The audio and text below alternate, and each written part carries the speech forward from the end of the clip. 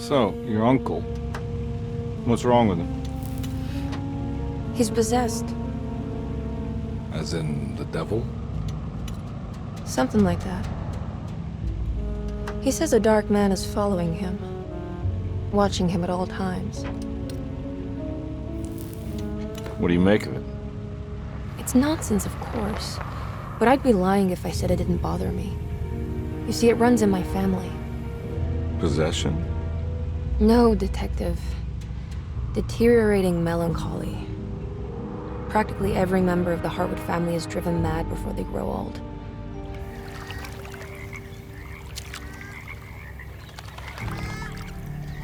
But Jeremy didn't kill himself. Is that why he's at your setup? Despite being convinced that he is truly possessed, he decided to put his last chips on Dr. Gray and his psychoanalysis, figuring he might stumble upon some cure.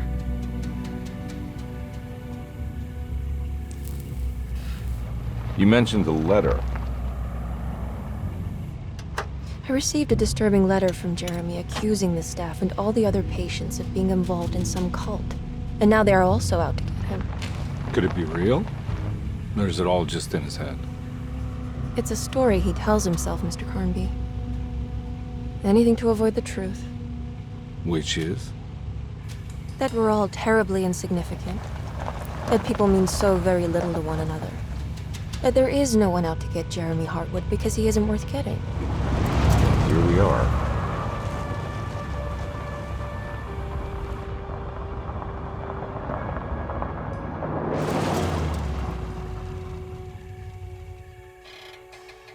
My uncle's not well, Mr. Carnby. I want to make sure he's all right. Then what's my part in this? You couldn't get a cab?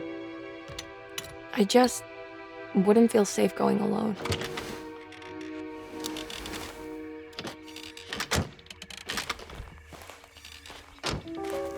Did you bring a gun? Yeah. You think it'll actually come to that? No. But you might need to wave it around depending on how agreeable the staff will be. What exactly are we gonna do when we find Jeremy? I don't know. Let's just find him first.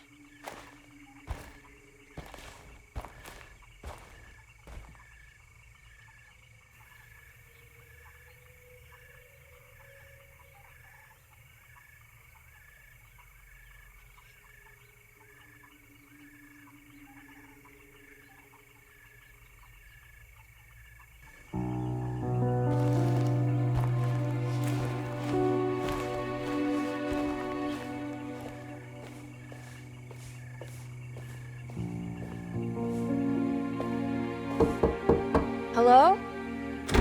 Hello? Looks abandoned. It can't be. There has to be someone around. Wait here. I'll go around back.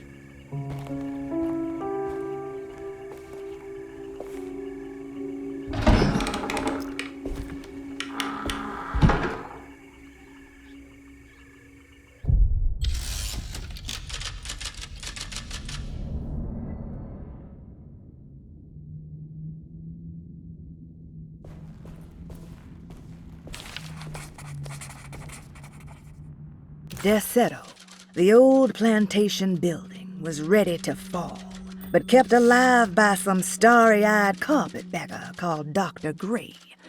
Seeing how the staff couldn't even be bothered with answering the door, Detective Carnby figured they would just head inside and grab Jeremy. He just needed to open the front door for Emily first, so she could talk to her uncle.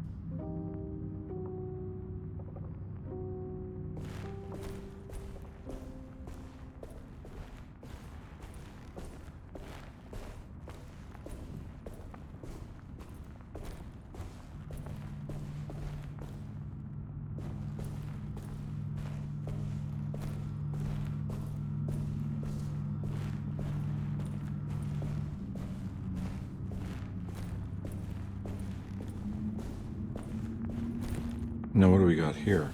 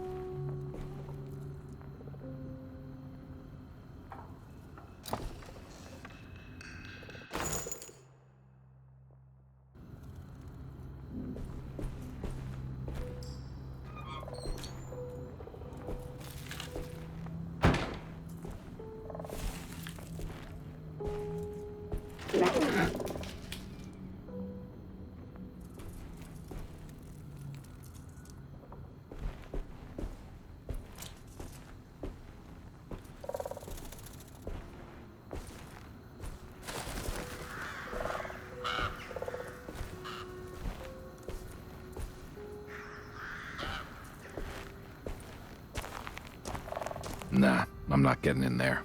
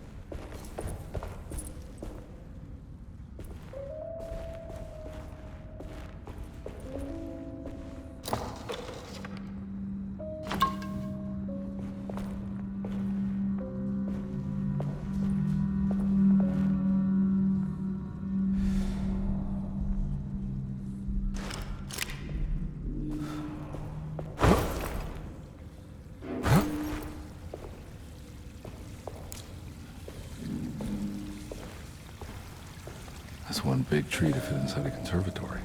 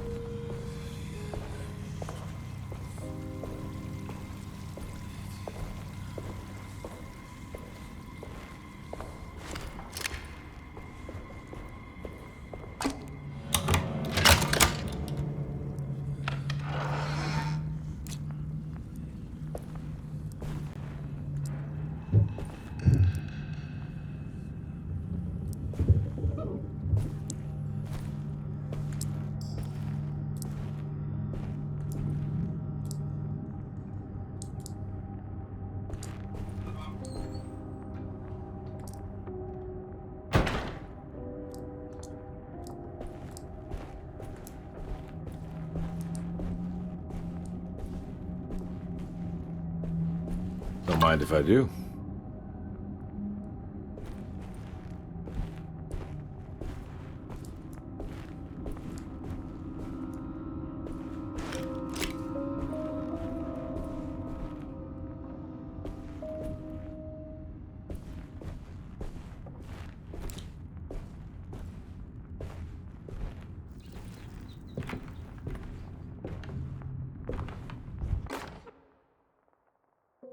Every day your silence weighs a little heavier.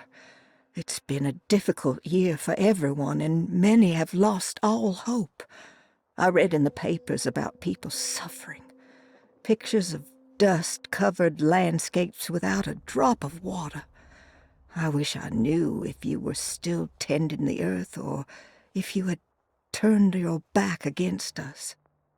I have started to look for help elsewhere. I pray you will tell me if I am going down a path that you find disagreeable.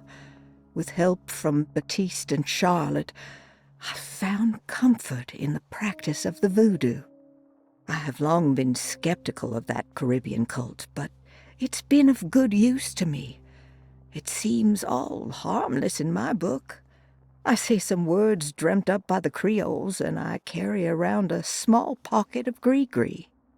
Nothing of this is mentioned in the Bible, of course, but the French Quarter priestess tells me it's all connected. She says the Christian God is just one more perspective on the creator of things. That's what I like to think, but the other way around, that the spirits of her faith are just aspects of you, our Heavenly Father. I am so grateful for the words you gave Mr. Hartwood. We will sing your praises at St. John's Eve. The world will be blessed soon again. Only the sacrifices of the Old Testament compare to your demands. Let it be the truth. A mother of earth, wood, and dirt. A mother of 1,000 young. Sacred sand, $1. Black cat oil, $1.50. Devil shoestrings, a quarter. That makes $2.75, madame. What was that you were telling the doctor? A goat without horns.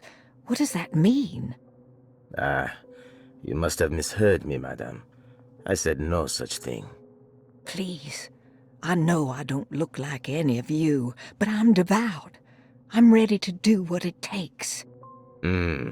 Do not be so eager to sacrifice the few things you have left, madam. Now please, leave my store.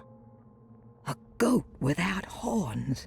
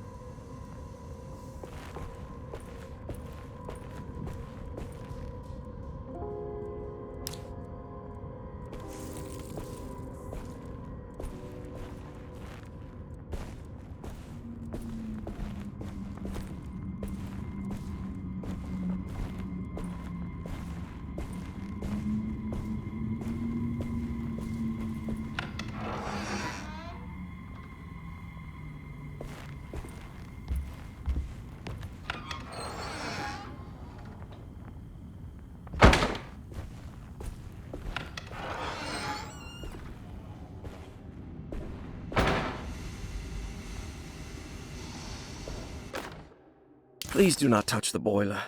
It is working after all. While the sabotage has caused a leak, only the decorative plate has been completely ruined. Let's wait for Mr. Chance to turn up and he can take a look at the leak. Mr. Waits.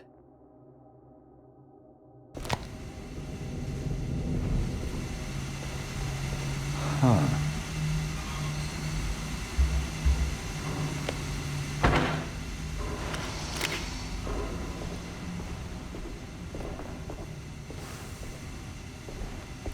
That doesn't look safe.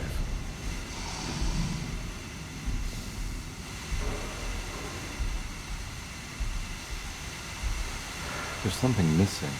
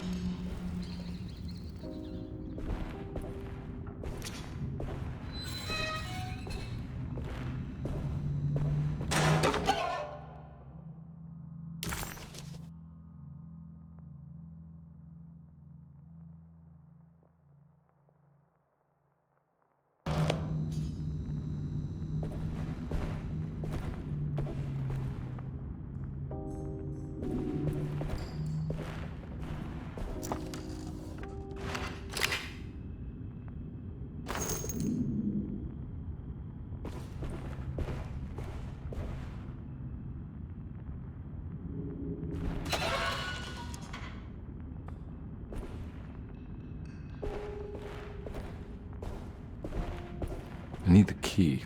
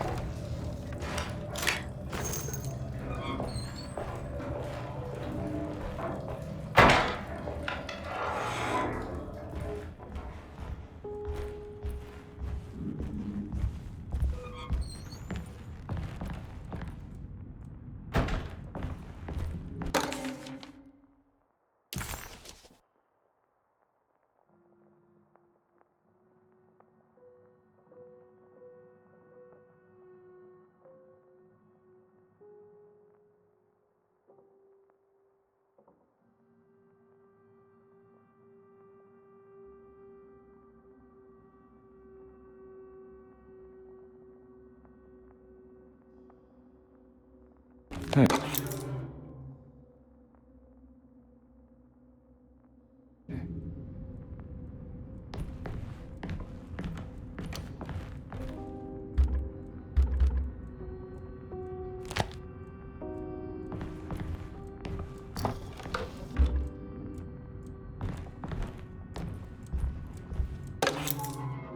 Sunday, June 22nd. I spent all day looking for Jeremy. I should have cared for the others, but I'm scared that he will do something irreversible. Cassandra is upset that I didn't give her the latest shipment of pain medication that Waits brought from the post office yesterday. I would have given it to her, but the company didn't send a new key this time around, so the box is just sitting there on my desk. They must have figured we had plenty of their gimmicky keys by now. I only remember seeing one lately. Grace was playing with it inside the grand parlor. Unless it turns up by itself, it will have to wait. I have to figure out where Jeremy is. I think Jack knew something.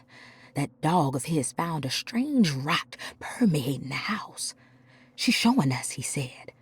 Like those blots and streaks of fetid rot was talking to him.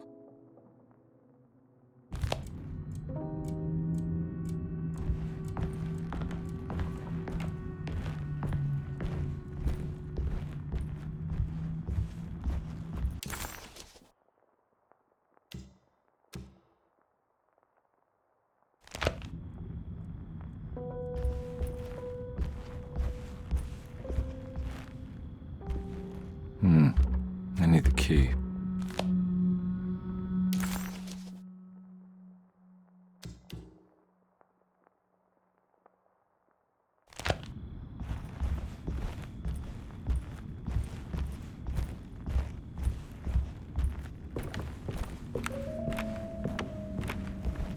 It's wedged shut.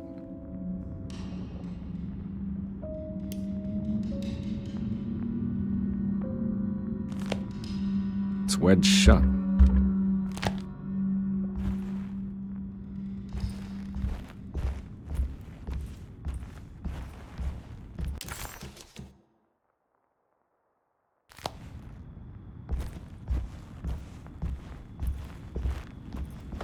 Looks important.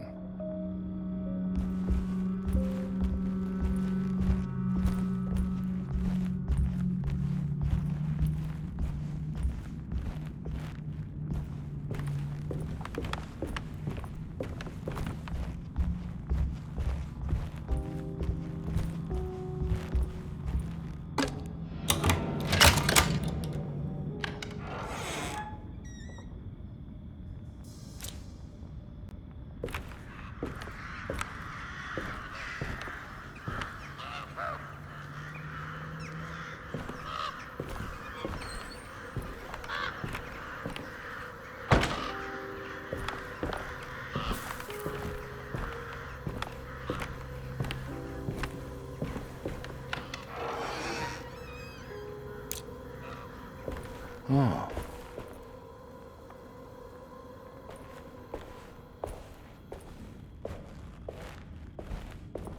I need the key.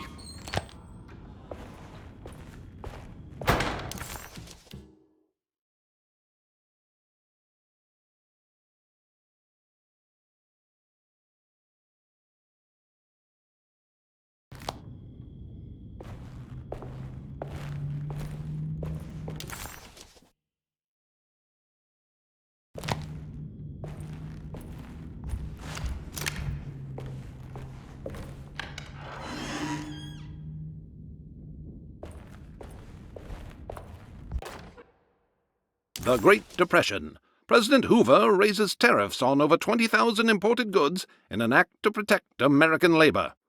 Following the collapse of the Wall Street stock market on October 24 last year, American industry has suffered greatly. Thousands of companies have gone bankrupt and left a large part of the American workforce unemployed. In an attempt to turn the tide, the Smoot-Hawley Tariff Act has been signed by President Herbert Hoover. By regulating commerce with foreign countries, the government hopes to encourage the industries of the United States to compete with cheap foreign imports. Superstition on rise. New Orleans voodoo stores and spiritual mediums see increased profit during troubled times. While the market has faced hard times ever since Black Thursday of last year, voodoo doctors and snake charmers see significant rise in number of customers. With the coming Eve of St. John on the 23rd, the police expect increased cult activity around Bayou St. John, the southern shore of Lake Pontchartrain. Voodoo rituals in that area on the Eve of St. John have a long tradition reaching back to the first snake worshippers brought as slaves from West Africa. During the 19th century, its practice was popularized by the legendary Marie Laveau and has since been embraced by many of the Creoles and the surviving aristocracy of the French Quarter. Author seeks asylum. Rumors regarding author Cassandra Beauregard making Derceto her home verified. Derceto Hospital is an old plantation building on the eastern shores of Lake Pontchartrain. While often considered an asylum for the insane, residing Dr. Elmore Lee Gray prefers to think of it as a convalescent home, a place where you can go to rest. The patient list is kept secret, but thought to include many of the black sheep of wealthy families, because at Derceto, treatment does not come for free. Local author Cassandra Beauregard has now been confirmed by her own admission. She's been lauded as a powerful Creole voice and written many successful books. Lately it was reported from Hollywood that she has finished a moving picture manuscript titled Slaughter Gulch. That film is set to hit the theaters next year.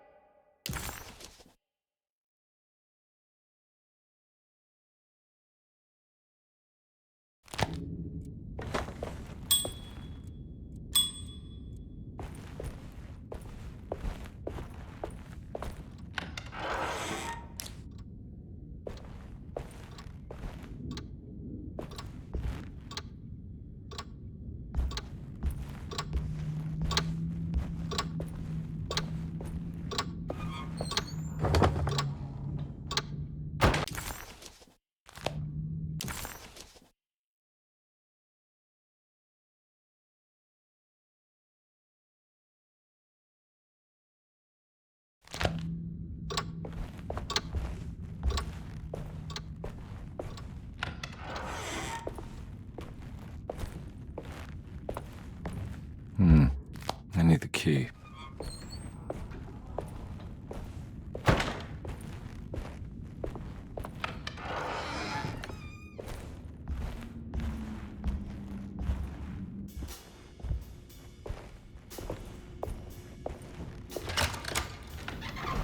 Thanks. What are you doing? Who are you? Whoa, pardon me, excuse me. My name is Edward Carnby, private investigator. I hope you don't mind we let ourselves inside. I do mind. This is private property. You can't just barge in here. I'm sorry about all this, but I'm looking for my uncle. It's urgent, and no one was answering the door. We can't hear you knocking anymore. None of us can. Who is your uncle, darling? Jeremy. Am I right? She has that heartwood gloom, doesn't she? That's right.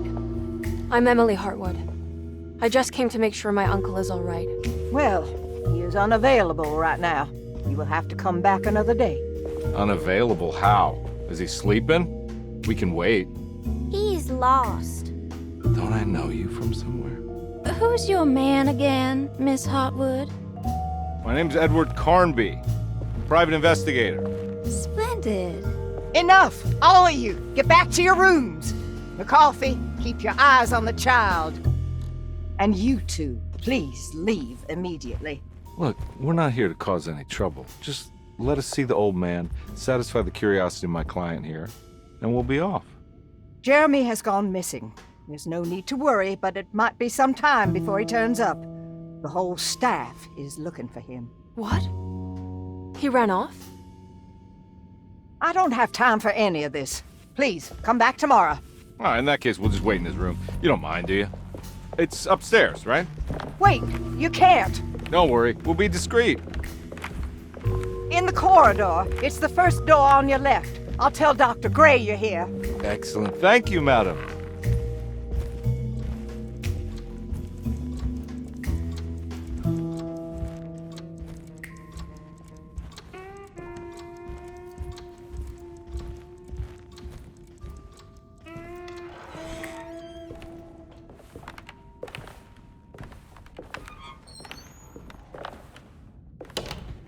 All right, here we are. Let's look around. See if we can dig up any clues.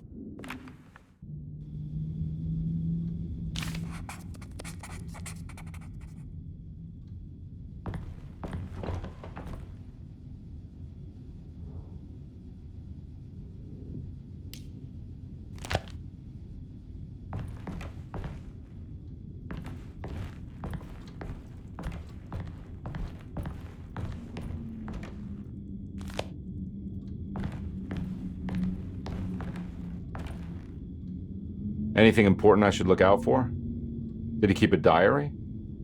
Not that I know of, but it wouldn't surprise me.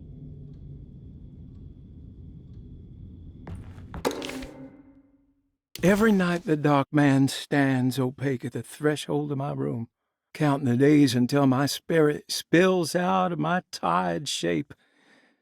Only his pallid mask shelters my remaining sanity. Staring directly into the face of that demonic sultan would surely sunder time itself. Would he have looked the same to my father as he struggled for his life?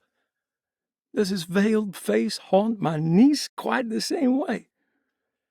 I wish so that I could rest my soul in that sunburnt convent of Tarawea. Would I find you there, Juan? Or Senora Perosi? Back from the beyond. Every night I hide from him, moving from one misshapen memory to another. Scenes conjured out of fantasy and delirium. Places I struggle to even paint. I wish I understood your death, Senora. Is there anything I could do for you but bury you in that bleak necropolis? That triumphant chapel rising above the ledges and the oven vaults shall be your sepulchre, where you may rest, and I shall weep.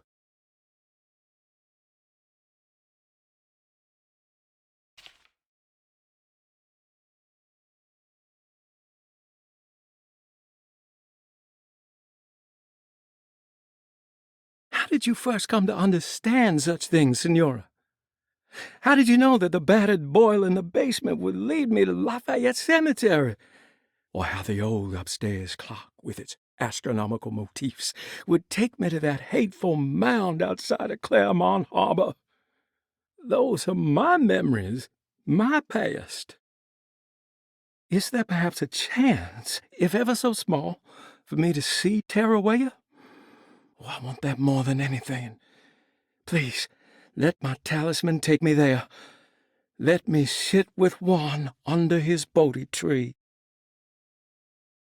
Despite having sold me that talisman, Miss Jackson, the voodoo priestess, revealed none of her secrets to me. That's why I had to travel to Tonka. Instead, she cruelly told Baptiste, my caretaker, that he would be betrayed and killed in the most awful way, that the one he loved would pierce his thigh with a sharp spear, and that he would be devoured by his own mother. What a terrible thing to say. The people of Deseto are becoming dangerous. They do not understand what they are doing. I must do something to stop them. I tried talking to Dr. Gray, but he confuses my worries. He's caught up in treating me. How can he expect evil to be cured with medicine and conversation?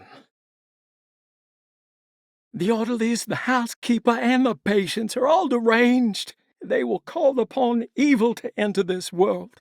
All will be lost. Everything. Unless I can find the clerk, Mr. Waite. He seems to be a clear-thinking man. Maybe the dark man offered me a prison, and I accepted. I signed that miscarried contract and entered the dark pact. Everyone is safe, except for me.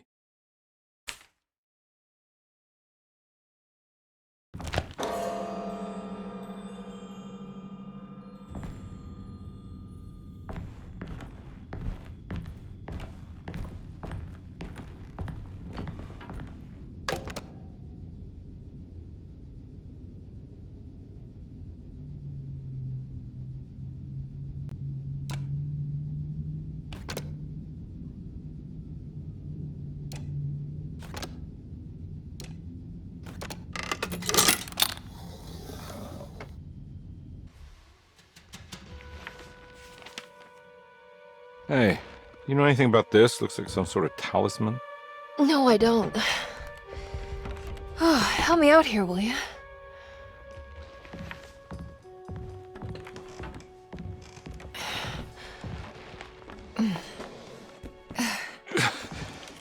I would kill the guy to throw some of this stuff out. I'd be crazy too if I had this much junk lying around.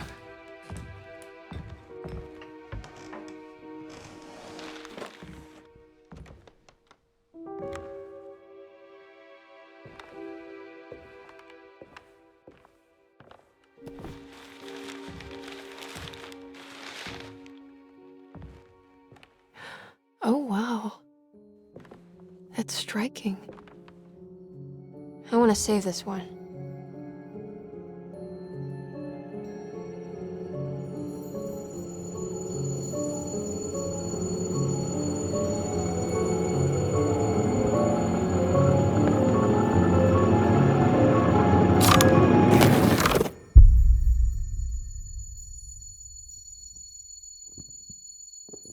All right, come on. I want to go see Dr. Gray.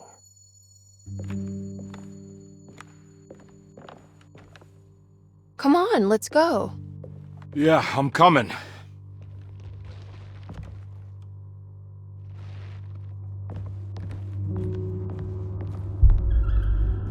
Miss Hartwood.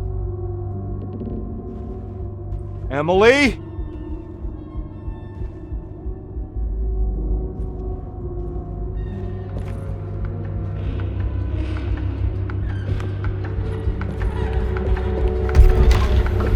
What the hell is going on? Where am I?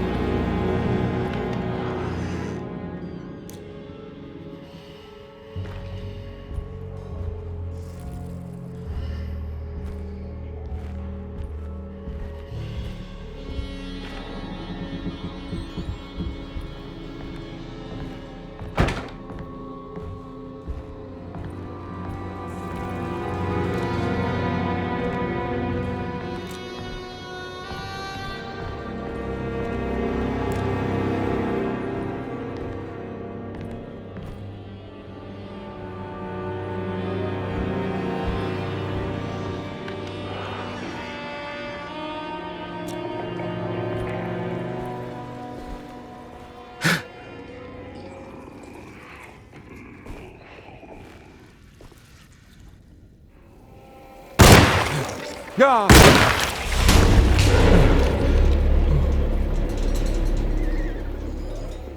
Christ, what the hell was that?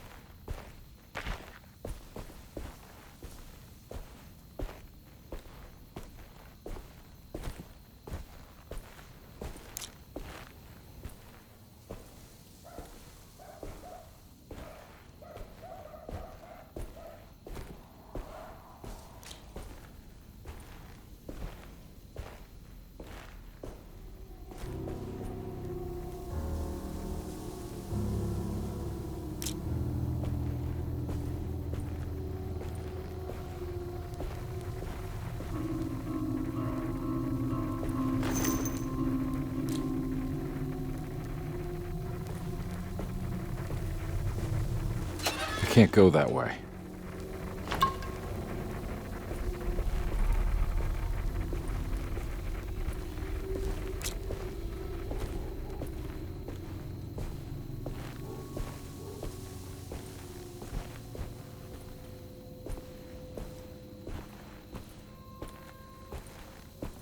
What the hell is going on?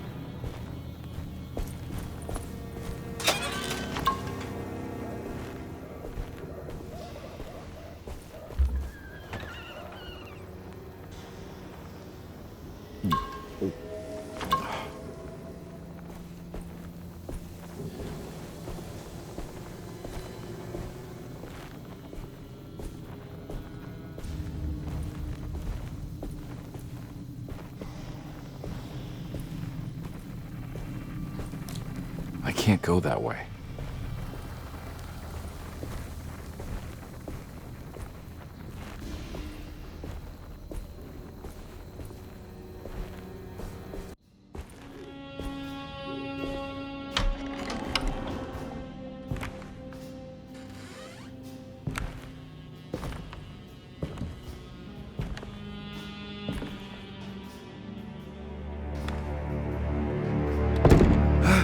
Let them get inside, Carnby. They're not the good kind.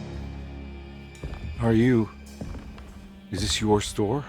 There are no owners here. We both strangers in Jeremy's story. Jeremy did this. How? The pact with the dog man. Jeremy warned us, but we didn't think much of it. I'm Detective Edward Carnby. I was hired by Jeremy's niece to find him. Oh, yeah? How much you paying you? $150. She's sure getting her money's worth tonight. Are you a thinking man, Carnby? No, not if I can help it.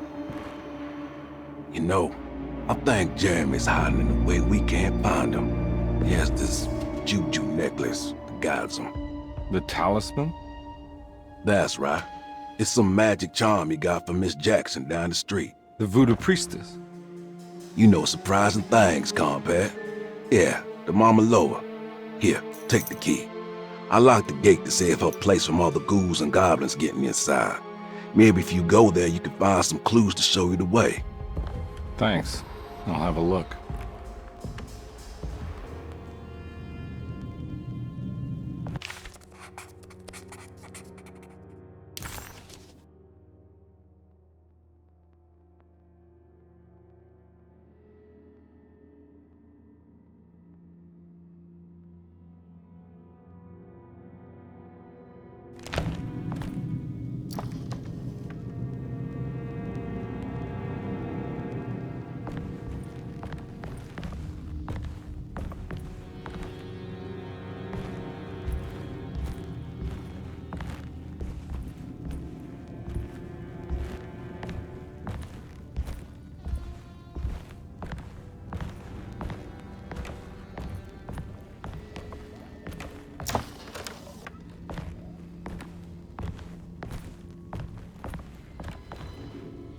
You want to come along? Nah, I'm gonna stay here for a while.